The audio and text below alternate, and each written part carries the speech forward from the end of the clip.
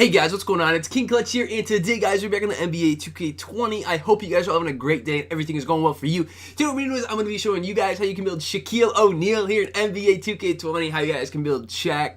Now this is an amazing center build, guys. You know, Shaq was one of the best centers we've ever seen, one of the most exciting centers to watch play that we've ever had in the NBA, so I'm going to show you guys how you can emulate a build that is like him. So what you're going to want to do is make this build a center, right-handed, jersey number 32. Again, the jersey number, the handedness doesn't matter, that's personal preference.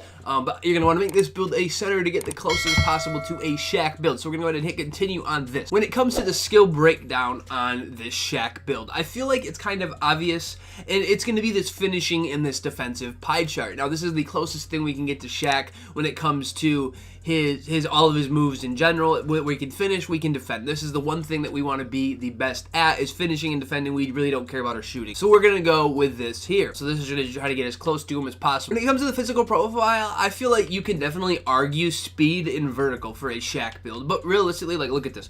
So if you go speed and vertical, which is this pie chart here, you can have a 95 strength, that's the highest you can get. Your speed's a 63, your vertical is a 46. When you're looking at this, a 63 speed isn't that bad, but when you check the balance pie chart, your speed goes down by 1 point.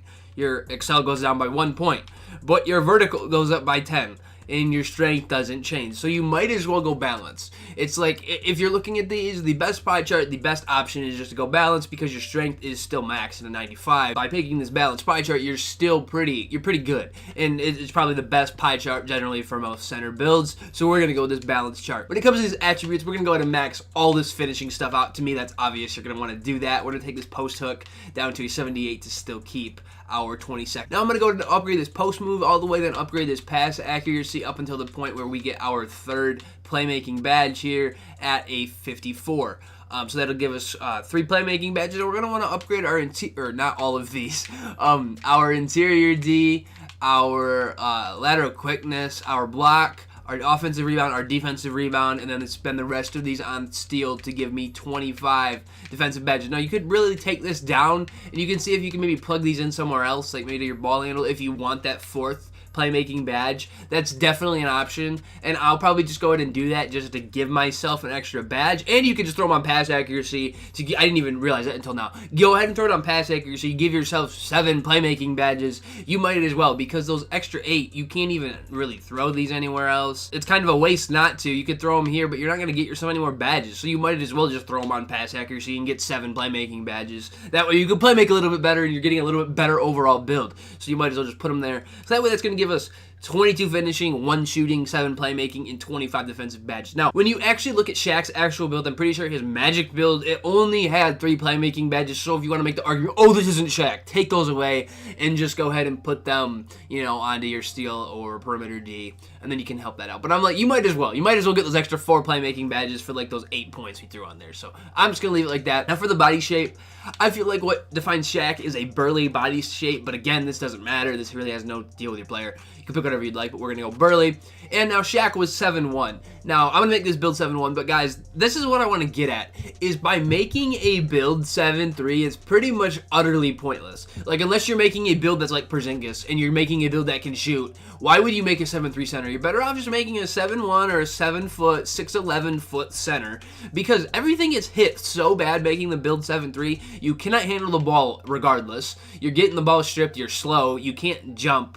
And it's just like, you're kind of just obnoxious and big. Like, when Shaq was one of the biggest guys that's ever been in the NBA and most dominant, and he was only 7'1", it's like, that kind of shows you something. So we're going to go 7'1" for this height. That was his legitimate height. For the weight, he's listed as like 320 something. We can't even make that. So I'm just going to max this at 290. That's the closest we can get to him. We can't even get any closer. So we'll just leave it at 290. That will give our closest weight that we can get to Shaq. Now for the wingspan, again, it's obvious we're maxing the wingspan to get this Shaq build. We want to, you know, have the longest arm as possible. For the 2 takeovers, we get rim protector and glass cleaner. Now realistically, Shaq should have this. He should have a rim protector, he should have glass cleaner, and post scorer. You should be able to combine all 3 takeovers and argue that he could have every single one of those. So this more comes down to personal preference. Realistically, I feel like for a park build, honestly, glass cleaning take is probably more important if you feel like you're having trouble getting rebounds, but you could also make a great argument for rim protector and, you know, protect the rim and things like that. So the rim protectors can rebound just as well, really, as glass cleaners. It really makes no difference, but if you want to do putbacks, I would say definitely use glass cleaner, but if not, don't use it. But I'm just going to go with glass cleaning take. Again, this doesn't matter. You could pick either or. I feel like either of them work. You can make an argument for either, but we're going to go glass cleaning takeover. Then for this build, we are going to get a paint beast that is similar to Shaq, Hassan Whiteside, and Clint Capella. And Shaq's name is listed first. So I would say we got this pretty on the dot. We need to get this paint beast. I'll go ahead and show you guys the badges that I would throw on this Shaquille O'Neal build. I hope you guys have been enjoying all these build videos. I know 2K20 is winding up here. What's today? It's the 7th of August. So we have less than a month. 2K20 comes out on current gen on September 4th, so it's going to be soon here. I'm still going to be making these build videos for you guys, just in case, you know, my thing is like more if somebody has extra VC at this point. If you're new to the game too, it's something to do. But if you have extra VC and you're bored with your player, you want to just make a random player just for fun, you can go ahead. Now with this last shooting badge, I'm going to just put this on corner. You can make an argument for catch and shoot. Really, this doesn't matter. I would say either use catch and shoot or corner. Obviously, you could put on bronze quick draw, but I feel like it's pointless because it's not really going to help speed up your shot. You might as well have a little bit boost of making it. But if you have a decent jump shot that you know of, you may be able to hit. But you're probably not going to want to shoot with this build, realistically, maybe at all. Unless you're wide open. If they're giving it to you, you got your takeover, take it. But now for these playmaking badges, I'm going to put quick first step on silver. I'm also going to put dream shake on silver, post spin technician on silver, and then we got this one spot left. You could throw this on unpluckable. You could hire up any of these, really. I'm just gonna put this on bailout. You're like, why would you put this on bailout? In case we get like a bad animation, we can at least pass out. We do a hop step, it's not there. We can pass out of it. But I feel like post spin technician and dream shake are good because we're going to be wanting to doing post moves with this build. And that's why I feel like it's almost better to have these extra 4 playmaking badges. That allows us really to add 2 more silver badges if we'd like. So this is what I would do for these playmaking badges, guys. And now when it comes to these finishing badges, I'm going to put contact finisher on Hall of Fame. That's an obvious one. I'm going to put fancy footwork on silver just because it's overpowered. Hop steps are completely overpowered. You might as well use it. Drop stepper up to Hall of Fame. Back down punisher up to Hall of Fame. Shaq should have those. Put back boss up to silver. You could definitely hire this. Put back boss. You're going to want this. If you guys actually sit down and read this, I've said this before. This is the badge that allows you to do put back dunks. If you want to do putbacks, you need this badge. If you don't have this badge, you can't do putback. You're going to want to try that and use that out. Now, I'm going to put relentless up to silver. I'm going to put consistent up to silver. Now, you can hire up more of these. Cross key scorer could work too. Pick and roller could be an argument. You could throw Lob City finisher on here too. I'm going to put Lob City finisher on here, but there's so many. You could make an argument for really every single one of these badges. Oh, Shaq needs that. Shaq needs this. There's so many you could use. I just kind of want to do these for a good collective.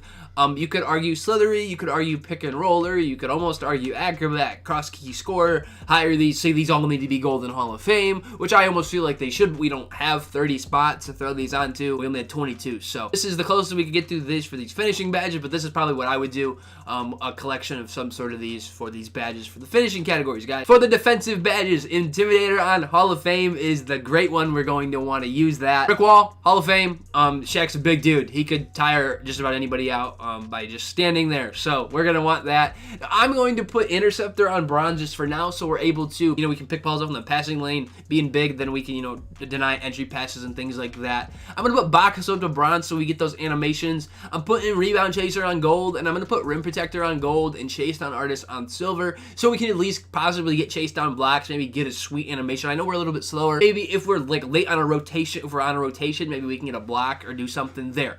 Now for the Shaq build, you could definitely argue for defensive leader. Like I agree with that 100%. That is a good badge to use. I'm not going to use it though. I'm going to put Pogo Stick up here. I'm going to put Worm on bronze so we can, get around box outs. And then Post Move, Lockdown, and Moving Truck are the other two I would say that would work for this build.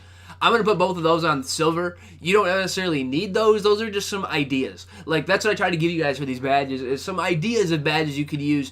Defensive leader especially is something you could use, and I would possibly try. If you feel like your teammates are having trouble playing defense, and this does the same thing as floor jet, boosts their defensive attributes. And it does the same thing where you can see everybody's shot percentages like defensive end like you can if you're playing with floor jet or on a guard. So it does the same thing, and I could definitely argue for defensive leader. I agree 100%.